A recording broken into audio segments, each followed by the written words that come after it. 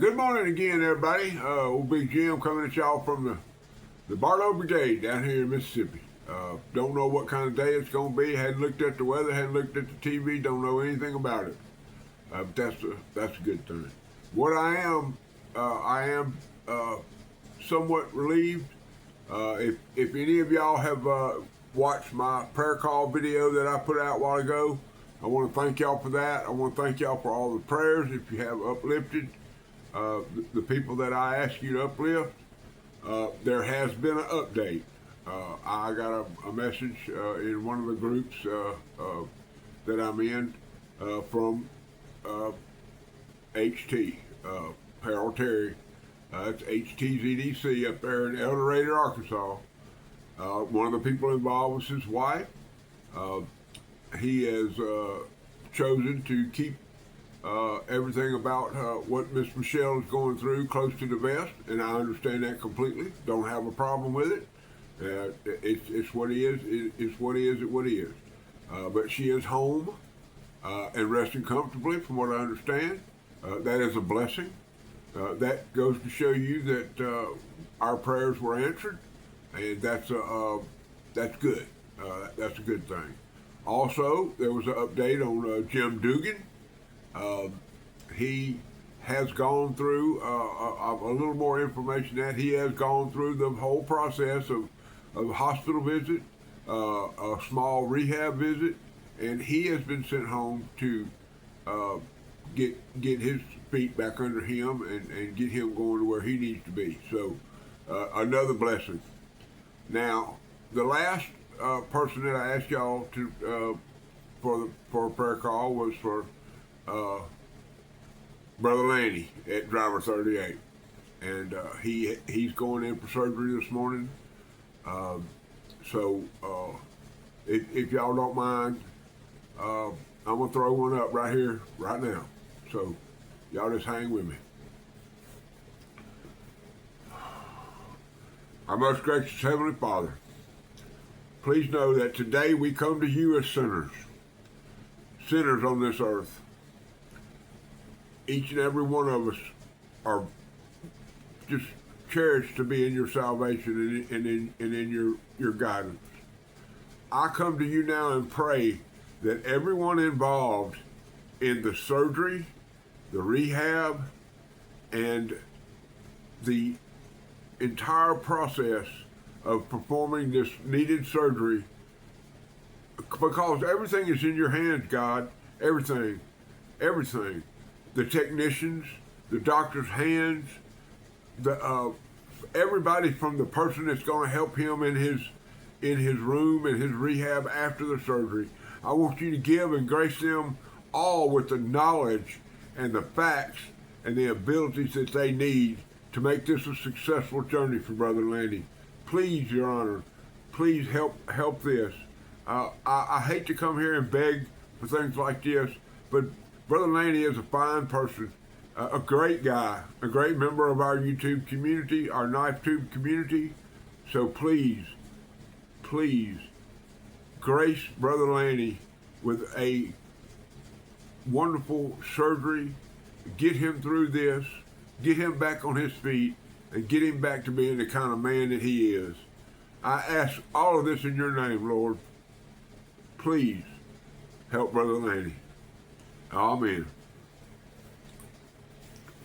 All right, guys. I hate to go off of that and go with what I got to do here, but I have responsibilities to this knife community.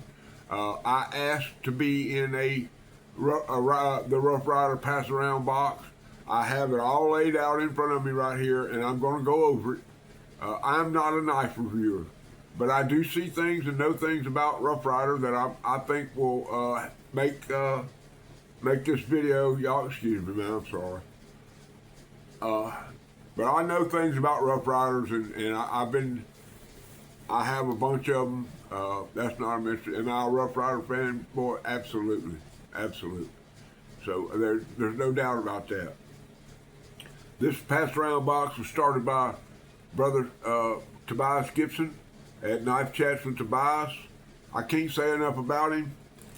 He's just outstanding, knowledgeable, and a large toothpick fanatic. Okay, and he's got a crazy brother up there, and I think he's got a friend that runs a bar. And the most important thing is don't get eaten by a bear.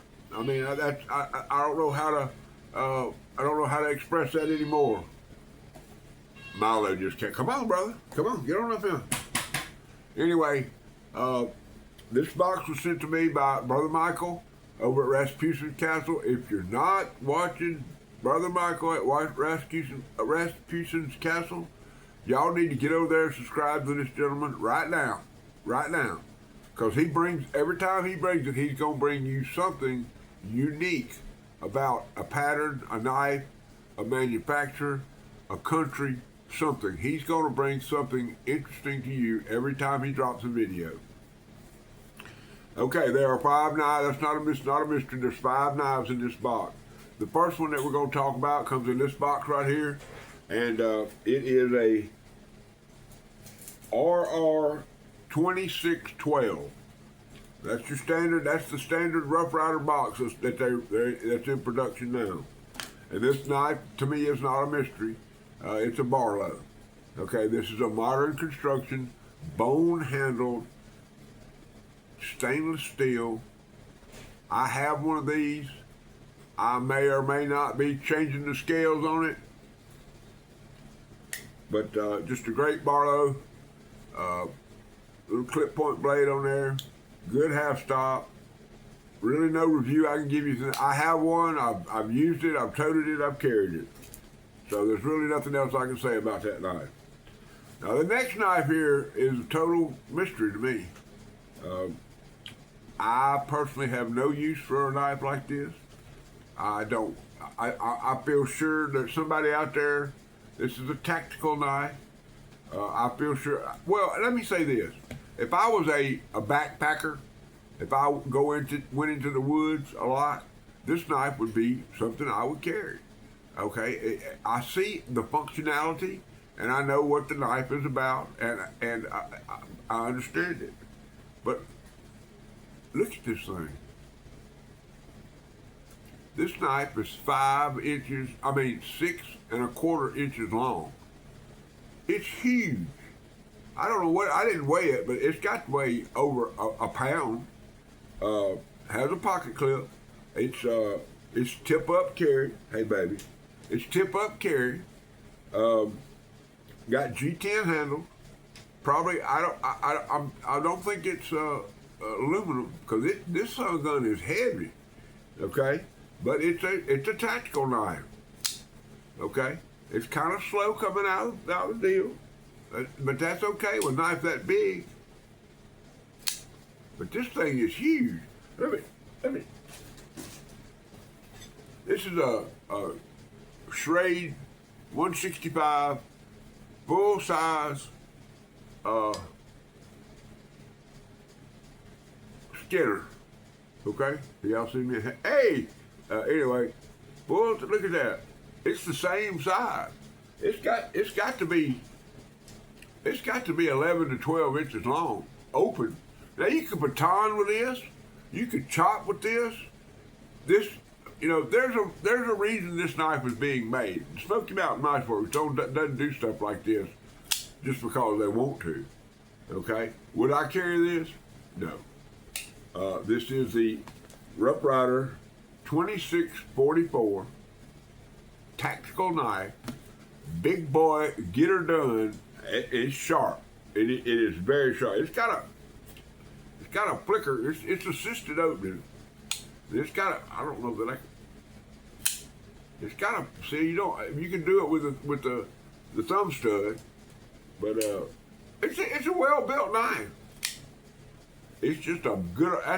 In HT's world, this is a big one. Okay, I wear 2X gloves. Look at that.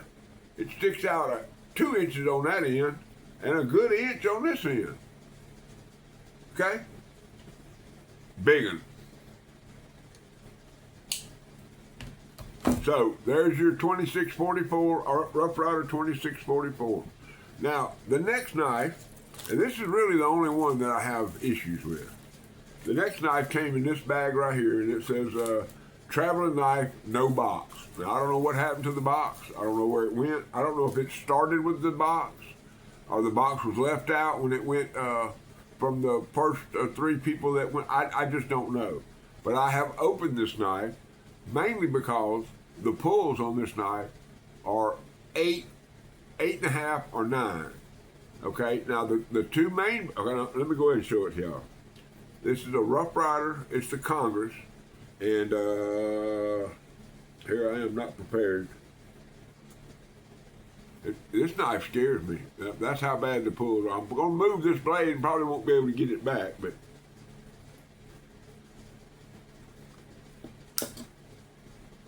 it is a RRR Rough Rider Reserve 051, and it is a, well, you see, I'm scared of this thing. Oh, now I dropped it. Anyway, let me do it this way. These pulls are ridiculous. But that, I mean, there's somebody out there. Okay, it's smooth. It's like the Smooth Tobacco Bone series. Has the Rough Rider Reserve Bomb Shield. It's a beautiful knife, absolutely beautiful knife. But I couldn't use this knife. I mean, my old self with these my fingers the way they were. But look at the bone on that. It got, boy, that is beautiful. Just a beautiful knife. But the pulls are ridiculous. And but you got easy outs for all 4 blades. Would I buy this knife? I'm afraid I can't. I'm glad that it was in this group because I wanted one of these and have wanted one because of how beautiful it is. That thing is pretty. Now I got a few of the Outdoorsman series knives with this same bone in it. They're beautiful knives, but I have to pass on this one. It's just not one I'm going to get because I can't handle it. Now, could you oil them up and work them in? Maybe, but I don't have time to do all that. I've got several of the Rough Rider Reserve knives. I have the gun stock and the Barlow, and I think I got a Hawkbill. But just, you know, great knives. Great snap. These pin blades are the one that got. Now I should have showed you. That was a sheep push blade. This is a pin blade, big blade. The 2 small blades are pin blades. I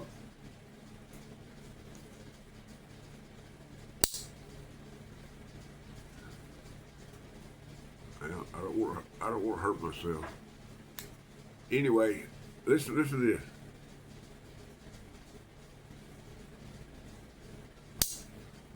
Unreal. Great knife, man. If you love a Congress, I mean, this is it's 4 inches. I mean, it's a, you know, it is a beautiful knife. I'm not cutting it down. I'm just saying, for me, no. Okay, it's a big no for me. All right, the next knife is a classic. This is the RR576. Okay, there's your part number. Okay, and no mystery here. That's an early part number. All anything below 1,000 are early part numbers. And here this knife is.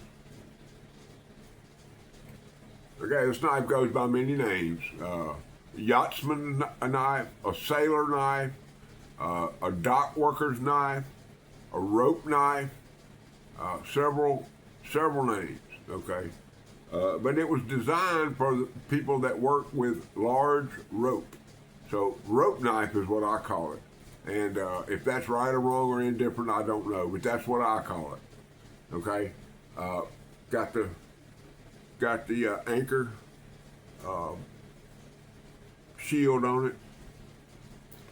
Of course, man, y'all hung around here long enough. You know I love a sheep foot.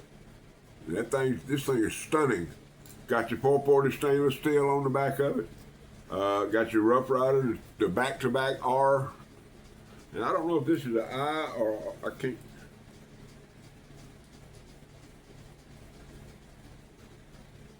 It's a Y. This is a Y. So you can get this exact knife, but it says R-I-D-E-R as opposed to R-Y-D-E-R.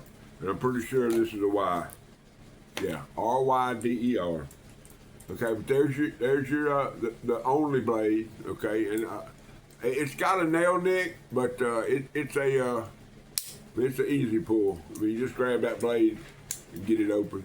Blistering sharp, you know, and I'll go into the blade more in just a second. Let's get to the other part of it. And this is right here. Okay, a lot of people call this a marlin spike. Okay, and I don't know where that actual name marlin, I don't know if that's the developer or who it came from, but when you open it, you have see it's got a little downward plunge on it there, or canted thing, and it's got a sharp point on it. The reason for this is, if you're working on a dock, and let's say you got a 1-inch rope, and you have to tie some knots with that, and the boat, let's say the boat moves in and out, and as it does, it tightens up the lines, and those knots get so tight you can't get them loose. Well, you use this, and you go in there and you're digging the rope, and you loosen up the knots, and it will. You can work nice. Now, also, people on dock, they have to weave. They'll sometimes take a piece of end of a rope and they'll unwind it and then they'll weave it back in. And that's what this is also used for, weaving those ropes. You know, they'll make a loop in the end of it. And there's a name for that. I can't say, y'all got me thinking, or somebody does. But there's a name for that, where you weave that in and make a loop in the end of it, to where you can thread it through and tighten it up that way. So this has many, many, many uses. This pattern's been around probably since the teens or the 20s. It was developed, I think, in the New York time frame of early America. Kind of thin. But the thing about this is this blade is locked, okay? So when you're digging down in there, getting in there, doing all your things that you do, it's not going to come loose on you. You know, you can get in there and put some pressure on it to work those ropes and all that. And the bail is the lock. You pull down on that bail, and when you do, it releases that blade. And like any other good knife, got good snap. Now it does have right here on the top. You'll see it's got a little easy open right there. You just grab that point with your fingernail. Well, if I can get it up here where I can get to it, grab the point with your fingernail. It just brings it right on back open. Good lock up. Very solid. You can put your finger on that bail right there and get in there and do what you got to do. So, a very good knife. This pattern's been around a long time. I've had a bunch of these. I don't currently have one, but great knife right here. And once again, y'all look at that bone, old red bone. Got a little cream on the end of it right there. Just a beautiful. I mean, you know, you put this in your pocket. You know, put your lanyard on that bail right there, and put this in your pocket. Just a good everyday carry knife. Really, no problems with it. Okay, that is the Marlin Spike. That is part number 5RR576. Great knife. Highly recommended. If you're a collector and you want to put something in your now you can get this in yellow Delrin. You can get this in black bone.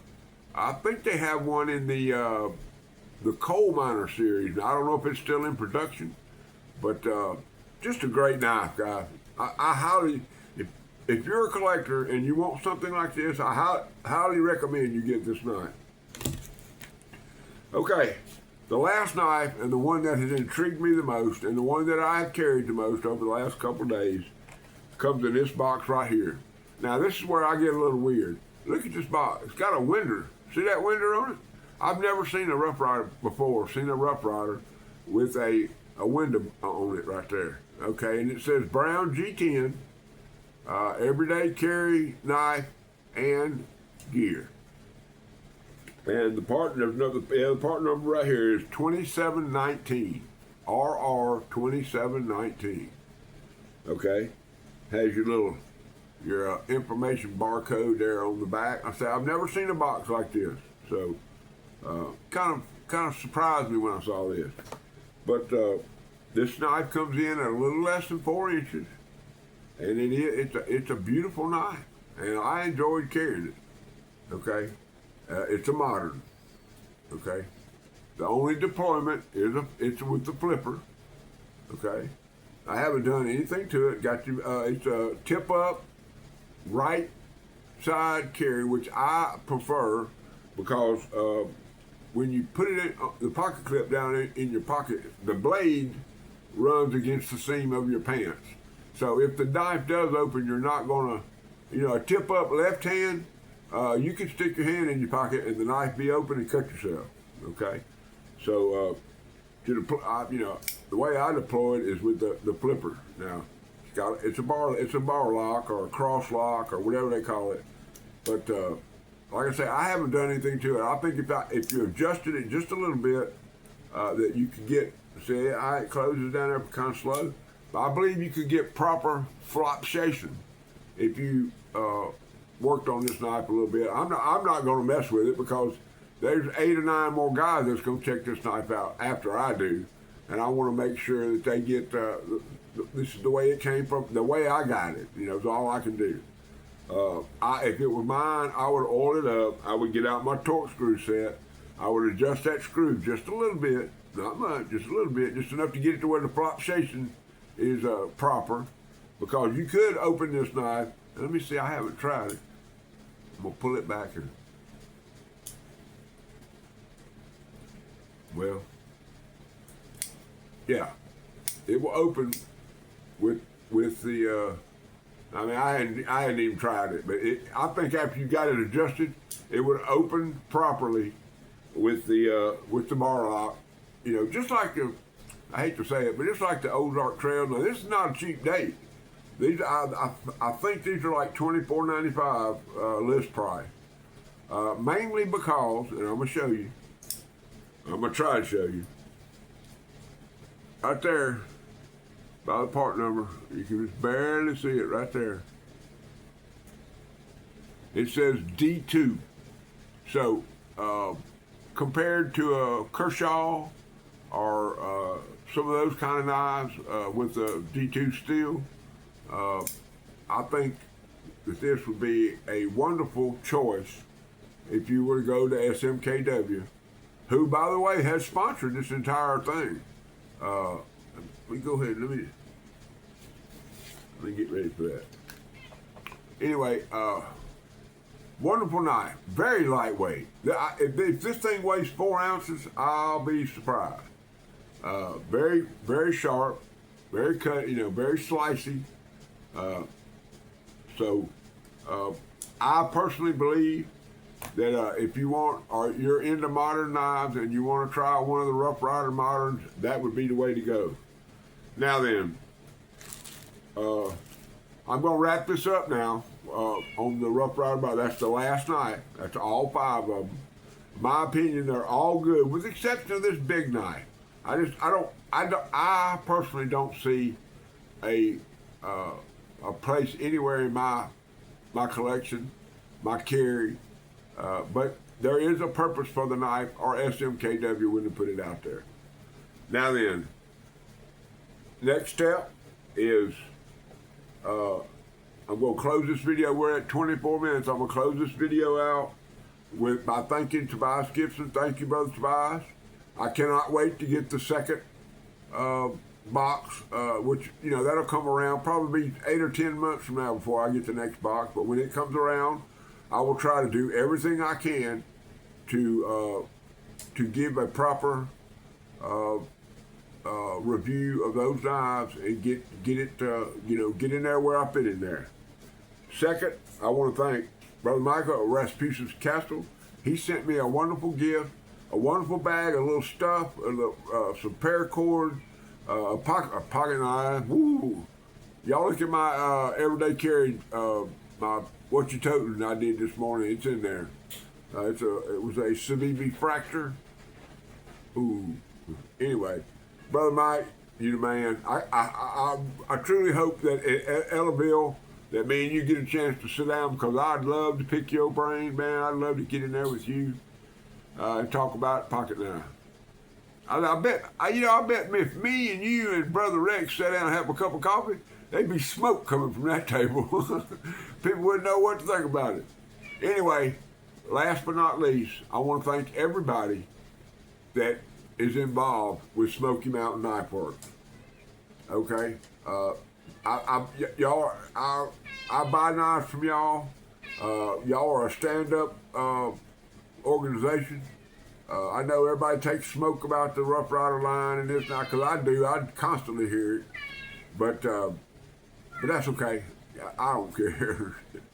Anyway, Smoky Mountain Knife Works. Y'all get over there, check out their catalog daily. Sign up for their email.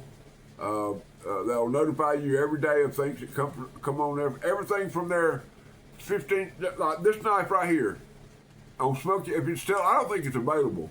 But this knife right here, this little Barlow, was $9.99. Okay, shipping and everything to your house, less than $20 for a very, very good Barlow. I bought one. Anyway, Smoky Mountain Knife Works, y'all get in there where you fit in there. Okay, I'm gonna wrap this up finally by saying thank you for all my prayer warriors for getting out there and throwing up getting down on your knees and throwing up the prayers. We need it. I need it. Brother Landy needs it. Miss Michelle needs it.